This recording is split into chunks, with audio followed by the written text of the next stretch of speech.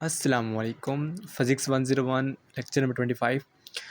इसका नाम है जी कैपेसिटर एंड करंट्स। ये काफ़ी आसान लेक्चर है। के काफ़ी आसान है। आप एक बार मेरी वीडियो देखेंगे, उसके बाद अगर आप 25 से 30 मिनट इसको रिवाइज़ करेंगे या खुद पढ़ेंगे तो ठीक है, तो आपको ये लेक्चर आ जाएगा। दरअसल याद करने की काबिलियत हर इंसान के अंदर होती है। जिस इंसान को जिसका नाम आता हो तो वो हर चीज़ याद भी कर सकता है। तो इसी तरह आप भी कर सकते हो, लेकिन टाइम दें थोड़ा-सा। ठीक है, स्टार्ट करते हैं जी। A capacitor is a device. ये एक ऐसी डिवाइस होती है that store electrical energy and या फिर इलेक्ट्रिकल चार्ज। ये क्या करती है? ये एक ऐसी डिवाइस होती है जो इलेक्ट्रिकल एनर्जी या इलेक्ट्रिकल चार्ज को स्टोर करती है इलेक्ट्रिक फील्ड के अंदर रह के। सही है? ये एक ऐसी डिवाइस है जो चार्ज को स्टोर करने के लिए काम आती है, सिंपल अल्फाज में। ठीक है, it is composed of two conductive plates separated by an insulating material. इसको हम डाइलेक्ट्रिक कहते हैं। ये दो प्लेट से बना होता है। ठीक है, जो प्लेट होती हैं वो कंडक्टिव होती हैं। इट्स मीन कि वो इलेक्ट्रिसिटी को कंडक्ट कर सकती हैं, और वो दोनों प्लेट आपस में मतलब कि जुड़ी नहीं होती बल्कि सेपरेट होती हैं। उनके दरमियान कोई ना कोई डाई इलेक्ट्रिक होता है जिसको हम डाइलेक्ट्रिक कहते हैं। मतलब कि वो हवा हो सकती है, वैक्यूम हो सकता है, कुछ भी हो सकता है। ठीक है, आगे बढ़ते हैं कि व्हेन वोल्टेज इज़ अप्लाइड, जब हम वोल्टेज इसको अप्लाई करते हैं अक्रॉस द प्लेट्स के दरमियान। नज़र आ रहा है ना? हाँ। The charge accumulate one plate. ठीक है, इसी तरह चार्ज होता है जो हमारे पास एक प्लेट पे पॉजिटिव चार्ज होता है और दूसरी पे नेगेटिव चार्ज आ जाता है, अपीयर आता है। The separation of charge create a potential difference between plates. ठीक है, तो क्या होता है कि फिर प्लेट्स के दरमियान ना पोटेंशियल डिफरेंस क्रिएट होता है। अब पोटेंशियल डिफरेंस क्रिएट होगा तो ही हमारा चार्ज स्टोर होगा, और इस तरह हमारा चार्ज स्टोर हो जाता है। आगे अगर हम देखें तो कैपेसिटेंस है। कैपेसिटेंस क्या होता है? हर कैपेसिटर की एक कैपेसिटेंस होती है। कैपेसिटेंस क्या होती है? चार्ज स्टोर करने की काबिलियत को है। ठीक है, एबिलिटी ऑफ स्टोर चार्ज कि देखें, आप आपके घरों में ना पंखे होते हैं, उनमें भी कैपेसिटर लगा होता है, जबकि मोटरें होती हैं उनमें भी कैपेसिटर लगा होता है। अब पंखों में एक छोटा कैपेसिटर होता है, उसकी उसकी जो कैपेसिटेंस होती है वो छोटी होती है। इस तरह क्या कहते हैं कि कुछ कैपेसिटर बड़े होते हैं, उनकी कैपेसिटेंस ज़्यादा होती है। अब आगे देखें तो क्यू जो होता है हमारा चार्ज, वो डायरेक्टली रिलेशन में होता है वी के साथ। यानी कि जो चार्ज होता है वो वी के साथ डायरेक्ट रिलेशन में होता है। अगर हम इस रिलेशन को ख़त्म करें तो हमारे पास सी आता है। सी क्या है यहाँ पे? सी हमारे पास कांस्टेंट है, नॉट अ चार्ज है। मैंने एक वीडियो देखी थी, वो मैं किसी को नहीं कह रहा, वो इसको चार्ज कह रही थी। ठीक है, तो Q is equal to C V. C क्या है यहाँ पे? सी इज़ अ कैपेसिटेंस है हमारी, और अगर हम वी को इधर ले आए तो आता है C is equal to Q over V. अब बात करते हैं जी हमारे पास पैरेलल प्लेट कैपेसिटर। ये कैपेसिटर की सिंपलेस्ट फॉर्म होती है और कॉमन सी टाइप्स है। दरअसल कैपेसिटर हमारे पास डिफरेंट तरह के होते हैं, और जिसकी जो कैपेसिटेंस होती है ये ज्योमेट्री पे भी डिपेंड कर रही होती है। ठीक है, अगर आप गौर करो तो पंखे का जो कैपेसिटर होता है वो चौड़ा होता है और स्क्वायर शेप में होता है। जबकि बात की जाए पंखों की या फिर बड़ी मोटरों की तो वो सिलेंडर टाइप का होता है। इट्स मीन के जो ज्योमेट्री होती है कैपेसिटर की वो भी कैपेसिटेंस पे डिपेंड करती है। Parallel plate capacitor, it consist of two conductive plates separated by dielectric. ठीक है, और डाइलेक्ट्रिक हवा भी हो सकती है, वैक्यूम भी हो सकता है, या फिर ग्लास भी हो सकता है। आगे हम बात करते हैं जी, ये C over epsilon naught A over T. ठीक है, इसकी जो क्या कहते हैं कि पूरी डेरिवेटिव थी वो मैंने यहाँ पे की है एंड पे। जिसने उसको देखना वो देख ले। ठीक है, मैं बाद में समझा दूंगा। आपकी बुक के ऊपर, आपके हैंड नोट्स के ऊपर एक मिस्टेक है, अब वहाँ से ना देखिएगा, इसको देख लीजिएगा। ठीक है, अब ये क्या है? ये बहुत ही इंपॉर्टेंट है। अब इसमें जो ए है वो एरिया है किसका? प्लेट्स का। ठीक है, कि कितनी बड़ी प्लेट्स हों वगैरह वगैरह हों। डी क्या है? डी उनका डिस्टेंस है। अगर फ़र्ज़ करें कि ये है ना, तो ठीक है, एक प्लेट ये है, एक प्लेट ये है, और इनके दरमियान डिस्टेंस होगा वो डी होगा। अगर आप डिस्टेंस को बढ़ा देंगे तो डी इंक्रीज़ होगा, अगर आप डिस्टेंस को कम कर देंगे तो डी भी क्या होगा? कम होगा। अभी क्या कह रहे हैं? अगर हम देखें तो कैपेसिटेंस होती है वो एरिया के साथ इंक्रीज़ करती है। अगर हम एरिया बढ़ाएंगे तो कैपेसिटेंस ऑटोमेटिकली इंक्रीज़ होगी, लेकिन अगर हम डिस्टेंस को बढ़ाएंगे तो कैपेसिटेंस डिक्रीज़ होगी। इसलिए जितना डिस्टेंस हमारा कम होगा उतनी हमारी कैपेसिटेंस इंक्रीज़ करेगी। ठीक है, तो ऐसे कैपेसिटर जिनमें प्लेट्स की जो डिस्टेंस होता है वो कम होता है, उनमें कैपेसिटेंस हाई होती है। क्लियर? इसको लाजमी देखना। आपको वो क्या कहते हैं कि इसका ना यहाँ से न्यूमेरिकल भी आ सकता है। इस फॉर्मूले से आपको वो कैपेसिटेंस देगा, आपको वो वोल्टेज देगा, कहेगा इसका चार्ज कितना है। यहाँ पे आपको चार्ज देगा, वोल्टेज देगा, कहेगा कि इस कैपेसिटर की कैपेसिटेंस फाइंड करें। और आपने ये फार्मूला भी देखना है। ये फार्मूला कहाँ से आया है, किस तरह बना है, ये मैंने आगे बताया हुआ है। इसको आप लोग एंड पे देख लीजिएगा जिसने करना हुआ।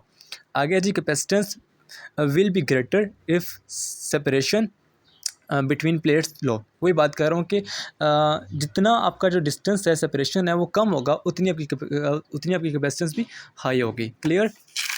नेक्स्ट पॉइंट चलते हैं जी।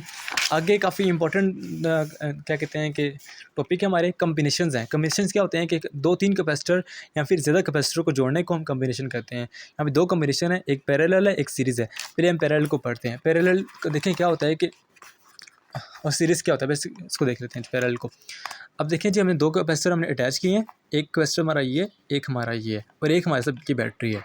अब क्या हो रहा है कि हमने लगाए हैं, ठीक है। अगर हम बात करें ना पैरेलल सीरीज़ की, तो हमारे घरों में, ठीक है, दो तरह की इलेक्ट्रिसिटी जो होती है। एक होती है हमारे पास सीरीज़ और एक होती है पैरेलल। अगर हम बात करें अपने घरों की, तो उसमें पैरेलल जो कनेक्शंस होते हैं, इट्स मीन कि अगर हमारा पंखा ख़राब होता है तो साथ बल्ब चल रहा होता है। अगर सीरीज़ में ऐसा हो, तो सीरीज़ में अगर पंखा ख़राब हो तो बल्ब भी ना चले, इसे कहते हैं पैरेलल। अब देखें, अभी ये काफ़ी लॉन्ग टॉपिक है, लेकिन जस्ट सिंपल जो टाइम बचाने के लिए मैं कह रहा हूँ वो उतना ही करूँगा। When capacitor are connected in parallel, they they share same voltage. इसमें याद रखिएगा कि जब हम कैपेसिटर को पैरेलल कनेक्ट करते हैं तो उनके अंदर जो वोल्टेज होता है वो क्या होता है, सेम होता है अक्रॉस देम, ठीक है। वोल्टेज क्या होगा इनमें, सेम होगा इन दोनों में। But the total capacitance is the sum of the individual capacitance. इसके अलावा और क्या होता है कि जो इनकी कैपेसिटेंस होती है वो हर एक में डिफरेंस होती है, यहाँ पे सेम भी हो सकती है, ठीक है। जिस तरह कि मैंने यहाँ पे एक एग्जांपल बताई है, तो ये बात की बात है। चलें, अच्छा, यहाँ पे एक और की पॉइंट है कि जो हमारा टोटल चार्ज होता है store in the parallel combination is the sum of the charge of each capacitor, ठीक है। जो हमारा टोटल चार्ज होता है, अगर हम सब चार्ज के कैपेसिटर के चार्ज को सम करें तो वो टोटल के इक्वल होगा।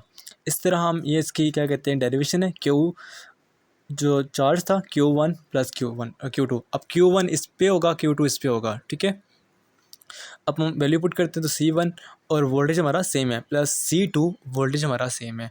अब V सेम है तो V हमारा कॉमन आ जाएगा, ठीक है। उसके बाद नेक्स्ट स्टेप में हमारा V हम इसको इधर ले आएंगे तो आ जाएगा Q ओवर V और C1 plus C2।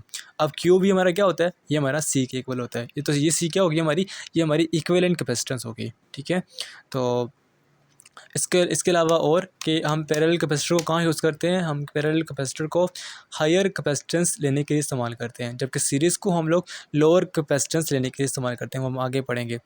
Let the combination of capacitor, ठीक है। हमने अच्छा एक और चीज़ है कि कैपेसिटर का कैपेसिटेंस का यूनिट क्या होता है, ठीक है, वो फेरेड होता है। क्या होता है, फेरेड होता है। अब एग्जांपल है यहाँ पे कि हमने एक कैपेसिटेंस लिया जिसकी जो कैपेसिटेंस है वो 10 फेरेड है, ठीक है, और हमने इसको 3 कैपेसिटर में डिवाइड करवा दिया। यहाँ में 3, एक 1 2 3, ठीक है।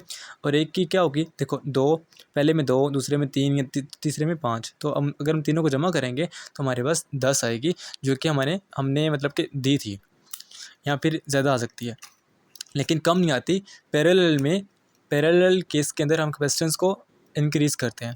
अब देखो, series combination of capacitor the same amount of charge through flow each other causing the difference voltage. अब देखो, ये हमारा कैपेसिटर 1 है। अब इसी के साथ हमने दूसरा जोड़ा हुआ है, ठीक है। तो इनमें क्या होगा कि पहले में चार्ज तो दोनों में सेम होगा, लेकिन इसमें वोल्टेज ज़्यादा होगा, इसमें वोल्टेज कम होगा।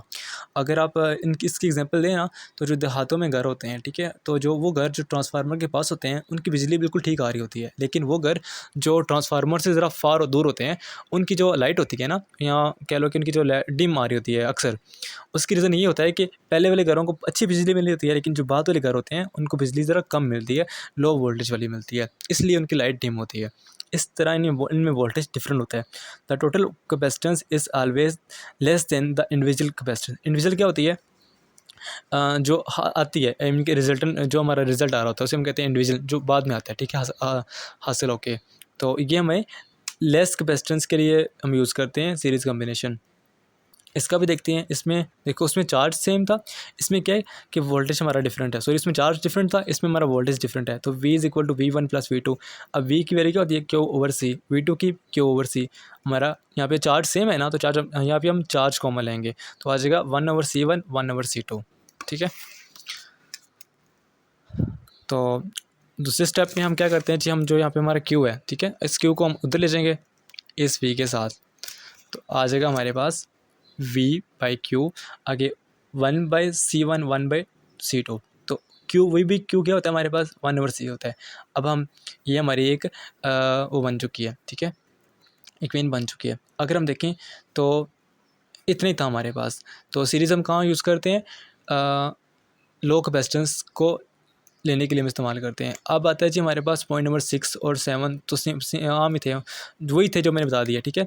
अब 6 है ना, वो डाई इलेक्ट्रिक के बारे में है। डाई इलेक्ट्रिक क्या होता है, वो चीज़ जो प्लेट्स के दरमियान होता है या प्लेट्स को सेपरेट करने में इस्तेमाल होता है। उसमें आप एयर भी हो सकता है, वैक्यूम भी हो सकता है, मैंने बताया था। उसके अलावा जी हम लोगों ने अपनी यही इक्वेशन यूज़ की थी, एंड वाली ये वाली इक्वेशन, ठीक है। अब जो आपकी ये है ना, ठीक है, इसे हम कहते हैं परमिटिविटी ऑफ फ्री स्पेस। क्या कहते हैं हम लोग, परमिटिविटी ऑफ फ्री स्पेस। दरअसल इसको हम दो में डिवाइड करते हैं। दो में क्या है, ये होता है हमारे पास परमिटिविटी ऑफ फ्री स्पेस, और ये होता है हमारे पास इसे कहते हैं इक्विवेलेंट, नहीं इसे पता नहीं क्या कहते हैं, मुझे याद भूल गया, ठीक है। तो ये वो चीज़, ये वो आपकी परमिटिविटी होती है जो मटेरियल हम लोग अप्लाई करते हैं उस प्लेट्स में। एग्जांपल कि मैंने यहाँ पे फ़र्ज़ करो कि मैंने यहाँ पे एयर की ना, तो एयर की यहाँ वैल्यू पुट करेंगे जो कि होती है हमारे पास 1.003, ठीक है। ये तो हमारे पास आ गया ना कि ये होती है परमिटिविटी ऑफ फ्री स्पेस। लेकिन ये मटेरियल की परमिटिविटी होती है, मटेरियल कि हम कौन सा मटेरियल यूज़ कर रहे हैं। तो इसमें आपके ना दो हैंडवर्ड्स में दो ही यूज़ किया गया है कि अगर एयर हम लेते हैं तो उसकी एयर की हमारे पास ये होती है 1.003, अपने याद कर लेनी है। और ये हमारे पास प्योर वाटर की होती है 80 ऑलमोस्ट, सही है। तो यहाँ तक आपका लेक्चर था। आगे ये डेरिवेशन थी, ठीक है। तो अगर हम बात करें ना, पहले आपका ये था, ठीक है, फ्लक्स आपका इक्वल होता है ई ए के। और अगर हम बात करें जो आपका फ्लक्स होता है वो, उसको हमने पीछे पढ़ा था कि वो आपका क्यू ओवर एप्सिलॉन नॉट के इक्वल होता है, हम पीछे पढ़ चुके हैं, ठीक है। तो आपकी इक्वेशन कुछ ये आ चुकी है, सही है। इसकी वैल्यू मैंने पुट की है तो हमारे पास ये आ गई इक्वेशन, क्लियर। अब उसके बाद हम क्या करते हैं जी, अब हम ए को इस तरफ लेके आ जाते हैं। तो ए इधर क्या हो रहा है, मल्टीप्लाई, इधर आगे क्या हो जाएगा, डिवाइड, ठीक है। तो ये आ गया Q by epsilon naught A, clear. अब हम पढ़ चुके हैं कि जो ई होता है हमारा वो वी ओवर डी के इक्वल होता है, सही है। आपके हैंडआउट्स में ये इक्वेशन गलत दी गई है, जिसकी वजह से मैं पूरा दिन इस पर जलील होता रहा हूँ, ढूंढता रहा हूँ कि गलती कहाँ है, लेकिन बाद में जाके खैर मिल गई मुझे। तो अब देखो, अब हमने क्या किया कि हमने इस ई की जगह इस वाली वैल्यू को पुट की, ठीक है। तो इस ई की जगह हमने ये पुट किया वी ओवर डी, और ये value as it is, clear. अब हम क्या करते हैं जी, अब हम इस वी की जगह, वी की वैल्यू क्या होती है हमारे पास, क्यू ओवर सी, हमने पढ़ा है ना कैपेसिटेंस के, क्यू ओवर सी। अब इस वी में हम ये वैल्यू पुट कर देंगे तो आ जाएगा हमारे पास क्यू बाई सी, इस वी की जगह पुट की है, ये डी हमारे पास एज इट इज़ है, ये वैल्यू एज इट इज़। अब दोनों में क्यू ऊपर है, दो सेम है, हम कट कर देंगे। जब कट करेंगे तो हमारे पास कुछ ये आ जाएगा 1 ओवर डी सी, ये डी सी, ठीक है, और 1 ओवर एप्सिलॉन नॉट ए। इसको हम उल्टा देंगे, एप्सिलॉन दोनों को ऊपर लेके जाएंगे तो आ जाएगा हमारे पास C D epsilon naught A, ठीक है। और डी को आप इधर लेके आ जाते डिवाइड होता है, तो ये वाली हमारी इक्वेशन बनती है, सही है।